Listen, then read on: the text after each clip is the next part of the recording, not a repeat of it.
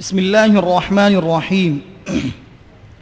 الحمد لله الذي أنزل على عبده الكتاب ولم يجعل له عوجا والصلاة والسلام على من قال إن هذا القرآن أنزل على 7 أحرف فقرؤوا ما تيسر منه وعلى آله وأصحابه أجمعين أما بعد قابل صدر عزت و تکریم صدر جلسہ حضرات اساتذہ کرام مہمانان عظام اور دیگر سامعین، بلا شبہ اسلام کی تمام تر تعلیمات کا مرکز و مصدر، ماوا و ملجا، مدار و سرچشمہ قرآن حکیم ہے۔ ہمارا ساز و برگ سب کچھ یہی ہے، یہی وہ قوت ہے جس سے امت مسلمہ کو عزت و کامیابی و کامرانی حاصل ہوئی۔ یہ من جانب اللہ ایسا عظیم الشان تحفہ ہے کہ عفت مآب لسان مبارک صلی اللہ علیہ وسلم نے یہ اعلان فرما دیا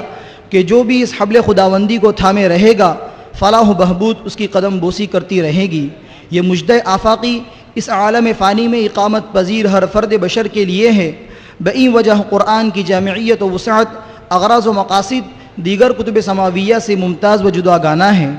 قرآن اغراض و مقاصد میں سر فہرست تلاوت کلام اللہ ہے، کما قال اللہ تعالی هو الذي بعث في الأميين رسولا منهم يتلو عليهم آياته۔ نیز زبان رسالت صلی اللہ علیہ وسلم نے بھی اس امر کو کچھ اس طرح اجاگر فرمایا کہ کہیں تو ہر حرف پر 10 نیکیوں کی بشارت سنائی، تو کہیں ماہر قرآن کو فرشتے کے ساتھ تشبیہ دی، تو کہیں تلاوت کرنے والے کو ترن جیسے عمدہ اور مزیدار پھل کے مثل بتا کر پذیرائی فرمائی، تو کہیں تعلیم و تعلم قرآن سے شغف رکھنے والوں کو خیر البریہ کہا۔ سامعین گرامی، باری تعالیٰ کے فرمان انا نحن نزلنا الذکر وانا له لحافظون کے پیش نظر قرآن کی حفاظت چاہے معانی و مطالب کے اعتبار سے ہو یا رسم الخط اور ادائیگی حروف کے اعتبار سے ہو، باری تعالیٰ نے خود اپنے ذمے لی ہے، اور ہر دور میں اس خدمت کی انجام دہی کے لیے رجال و افراد کی وہ مقدس جماعت کھڑی کر دی جنہوں نے قرآن کریم کے الفاظ و معانی کی خدمات کو اپنا اوڑھنا بچھونا بنایا۔ استاذ الاساتذہ حضرت اقدس مولانا قاری و مقری احمد اللہ صاحب قاسمی دامت برکاتہم کی ذات گرامی بھی اسی سلسلۃ الذہب کی ایک کڑی ہے۔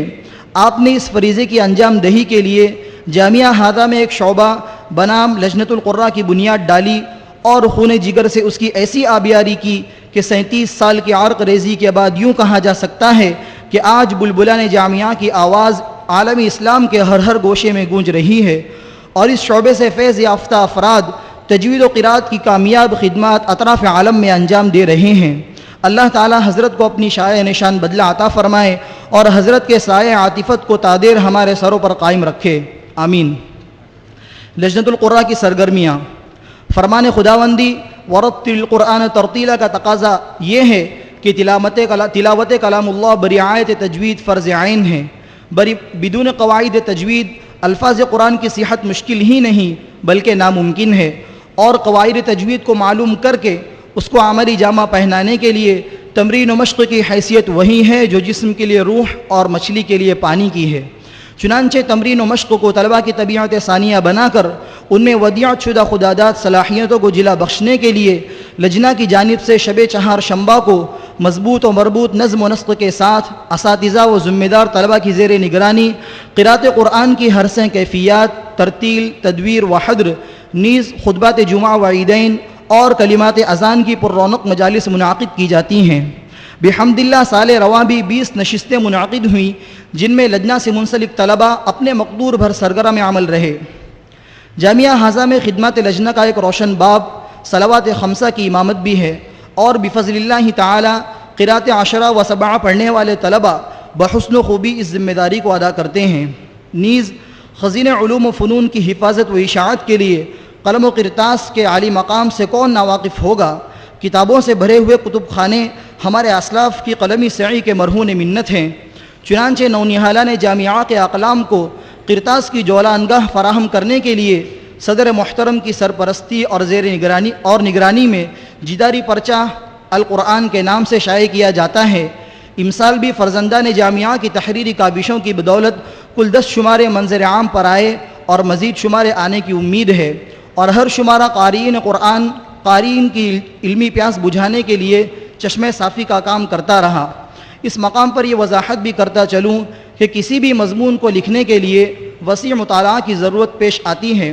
اس امر کو مد نظر رکھتے ہوئے لجنہ نے طلباء کی علمی سیرابی کے لیے ایک چھوٹے سے مکتبے کا نظم کیا ہے، جس میں اکثر کتابیں تجوید و قرات سے متعلق ہیں۔ ذمہ داران لجنہ کی دیرینہ خواہش رہی ہے کہ یہ چھوٹا سا مکتبہ غدیر سمندر کی شکل اختیار کر جائے تاکہ تشنا لبوں کی سیرابی کا سامان بہم مل جائے۔ گزشتہ سالوں کی طرح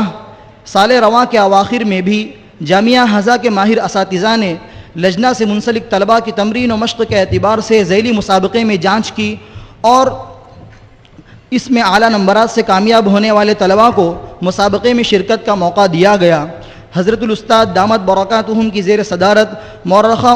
19 جمادی الثانیہ سن ہجری 1436 مطابق 9 اپریل سن عیسوی 2015 سے مسابقہ کا انعقاد طے پایا۔ بحمد اللہ اس وقت ہم اسی مسابقہ کی آخری مجلس کے انوار و برکات سے مستفیض ہو رہے ہیں اور مسابقہ میں کامیابی حاصل کرنے والے طلباء کو حوصلہ افزائی کے لیے خطیر رقم کے انعامات بشکل کتب تقسیم کیے جائیں گے انشاءاللہ العزیز۔ لئن شکرتم لازیدنکم کے مطمح نظر ہم مدیر جامعہ حضا حضرت مولانا احمد بزرگ صاحب دامت برکاتہم کے بڑے ممنون و مشکور ہیں کہ حضرت والا کی شفقتیں ہمارے لڑکھڑاتے ہوئے قدموں میں حیات نو اور سرد ہوتے ہوئے جذبات میں حرارت پیدا کرتی رہی اور قدم قدم پر تعاون کی امداد انہی سے حاصل ہوتی رہی۔ امید ہی نہیں بلکہ یقین کامل ہے کہ حضرت والا آئندہ بھی اسی طرح حوصلہ افزائی فرماتے رہیں گے۔ اللہ تعالی حضرت محتمیم صاحب کو جزائے خیر عطا فرمائے، آمین۔ محترم سامعین، قبل از رخصت میں حضرت صدر محترم، مہمانان مکرم، جمیع طلباء و اساتذہ کرام، محبان لجنۃ القراء اور تمام شرکاء اجلاس کا بصمیم قلب شکریہ ادا کرتا ہوں کہ انہوں نے اپنی شدید ترین مصروفیات کو بالائے طاق رکھ کر اپنا قیمتی وقت فارغ کیا اور اجلاس حاضہ میں قدم رنجا فرما کر ہم بے بضاعتوں کی ہمت افزائی فرمائی۔ فجزاکم اللہ احسن الجزاء، آمین۔ وآخر دعوانا ان الحمد للہ رب العالمین۔